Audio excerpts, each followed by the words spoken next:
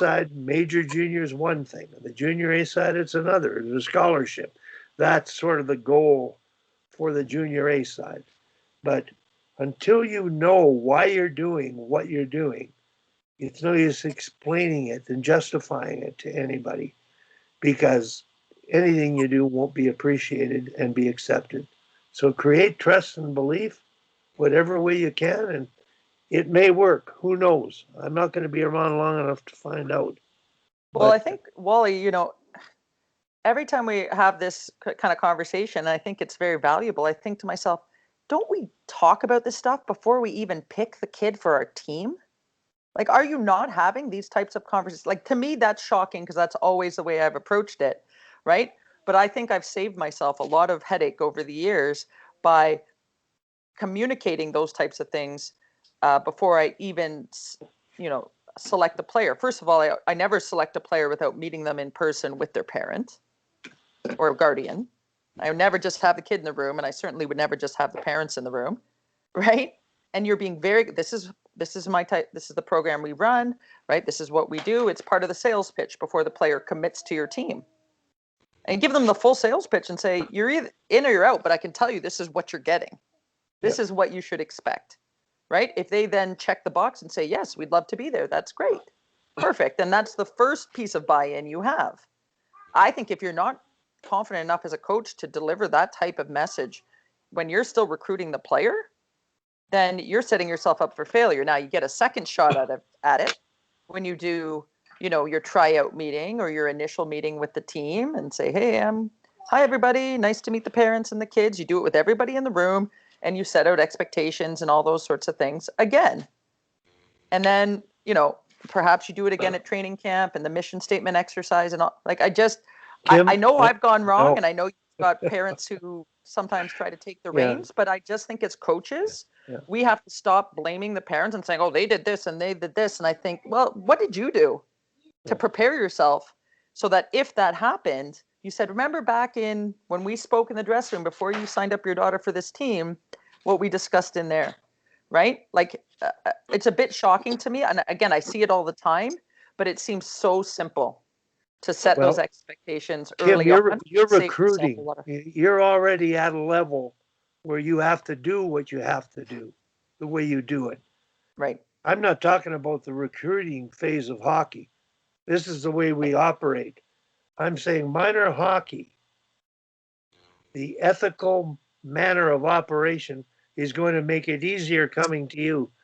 Because right now, some of the players that aren't coming to you because they're looking for a better opportunity to get double the ice time are going to be lacking the necessary life skills that they would be taught being brought up properly. So I'm talking minor hockey here. And I'm not talking beginning. I'm talking about your level before your competitive level. Before they get to that they're brought up in a way where they understand the importance and the value of that and appreciate it. Then going out in the hallway and meeting them is a very comfortable thing when you've had the right start. And you won't know until we do it at Coach 1, Coach 2, and Development 1. And you're talking about HP levels of coaching here and competitive levels with your junior teams and in your high-level teams. So I understand what you're saying, and it's the same debate we've had for quite a while. Rick Puttick has mentioned that code of conduct. He lays out all the facts, the way it's going to be delivered, and it totally works for him. And he can do it, and you can do it. And we're talking about all the coaches that are trying to learn to do this. So I'm just hoping to give them a tool, and it was in place formally many years ago, and I don't need to talk about it anymore. So Richard, thank you very much for coming on, and hopefully we'll get together with Dean Holden and do that statement. He's got some family problems on now, but thanks very much, Richard, for joining us. Okay. Kim, any response there? Because you're in a real good position at Lee's side where you're looking after your level, the highest level, and the ones below you. And that's where problems And I'm talking seeing problems occur at novice 7. Yeah, well, again, it's to me, it's about having, best practices in place, and we'll do the mission statement exercise with everybody, and I'll talk to the coaches and create resources they can use to guide themselves through it. But and we all know you can lead the horse to water, you can't make him drink. But the nice thing for me now is, now that I've selected all these coaches, we haven't selected our U9, U7 yet, or our house league coaches. Those don't get selected, obviously, till the teams are made. But on the competitive side, I've selected 30 coaches now. And they know my expectations. And while I haven't given them anything specific that they have to deliver yet, they've certainly had communications with me about how I'm going to operate and what my expectations are of them, and their expectations can be of me. So I've already, I guess, cut that off at the pass. But no, it'll be a very interesting year to finally be able to enact some of this stuff and see how it carries over. But it is, and I know Richard's taking on a very similar role to me at Whitby. Like, there's a tremendous value to even having someone in a role like this. Like, by the mere fact that I exist at the association I'm at says a lot about the association itself, to recognize the need for that. And it also, none of these coaches have ever had someone like that sort of overseeing everything. So they're excited about that opportunity. So there's a lot of newness that is, to my advantage in this first year of enacting it next year, to say, hey, this is something that should be done, and here's the way we're going to do it. I think the true test will be 3 or 4 years from now. Once you've tried some things and failed at some things, and tried to actually figure out what works. But I think I get the benefit of a honeymoon period in year one, because I haven't done it before. So I can feign a little bit of ignorance, at least in the beginning. But yeah, I don't take it lightly. It's a tremendous opportunity.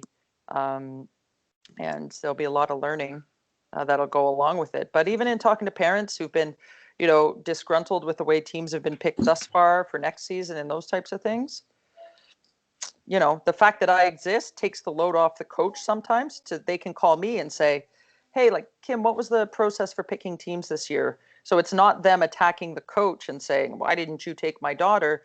They come to me and say, well, like, are we not having tryouts? Are we having tryouts? Are coaches allowed to do this? So it's a lot of clarification in processes that's helpful as well. So, I don't think every association's in the position to have a me or have a Richard, but it does certainly help in terms of establishing credibility and buy-in, just by the fact that we exist. Richard, Al, can you comment on that? Like, Kim's in a position, a hired, paid position, an authoritative position, and to be in control of the atmosphere. Now, your position is a volunteer position with, your child, and Kim's girls are growing up and playing hockey now too. So, but you don't have the same, I don't know if clout is the right word, but how do you see the challenges ahead of you in view of what we've talked about? Well, I think everything Kim just said is awesome. I think it's great that they're doing that. I mean, for us, so we do have a structure, even though it's volunteer. We've got a similar structure to that, right? So, myself as the hockey director and coaching director, we'll have a coaches meeting. This year we'll probably have one in the springtime. Like, at this point, normally we don't have it until August. But the way we've run those is to give an overview of what we're all about, what we're going to do. Here's what we're doing. Here's why. And then we've got a director at each level who then, runs a breakout session with all the coaches at that level and all the assistant coaches. And they'll talk about what the season's going to look like, what they're going to focus on, how it's going to go, how's everybody's going to work together. And it's been usually helpful. It's a lot of time. It's a lot of volunteer hours. So I don't know that that's something that, you see everywhere. We're really lucky that we've got a lot of people that are putting in a lot of time and effort, on a volunteer basis. So, but it's huge. Like, to get everybody aligned like that is huge. And, from our side on the parent stuff, like, we started about 4 years ago doing a parent presentation on day one of Learn to Play. So all these guys came in as parents initially, and they've all gotten that as part of their start. And that parent presentation on day one, it actually happens while the kids are on the ice. So that the parents are not sitting in the rink, they're actually up in a meeting room watching the presentation. And it covers everything from our mission statement to sports parenting to skill development to stick length it's a good solid hour. A lot of it focuses on cross ice, because that was an area when I first joined that there was a lot of resistance to what USA Hockey was trying to do with the cross ice stuff. So we get into a lot of, the whys behind that. And not just the numbers, because USA Hockey's done a really good job of promoting like the quantitative benefits in terms of like additional touches, additional shot attempts, and all that. They got some great posters and stuff. But what they don't talk about is how the cross ice game translates into kids learning the patterns of the game and learning how to actually play. So we get into that a little bit. And again, like that happens on day one for everybody, first day, before they even get into competitive mite hockey, right? This is like from our development program is what we call it. But that's been huge. It kind of sets the expectation, and then we'll have those through the year. Usually mid-year, we'll have another reconnect. And the parents, the coaches, they do their thing with the parents as well. But yeah, I think the more you can get people aligned, the better. And that's been one of the keys to what we've been trying to do. Hell, I call that right start. Learn to play level.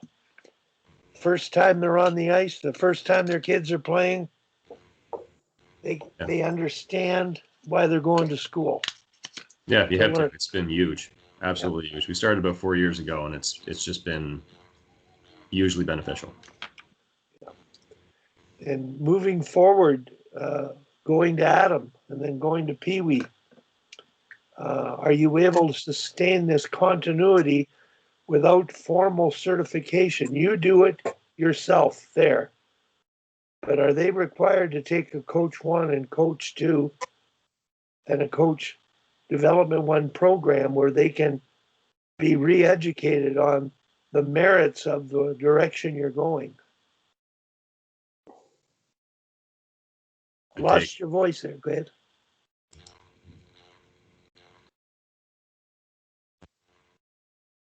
I'm having trouble hearing you, Al. Still am. Not hearing you.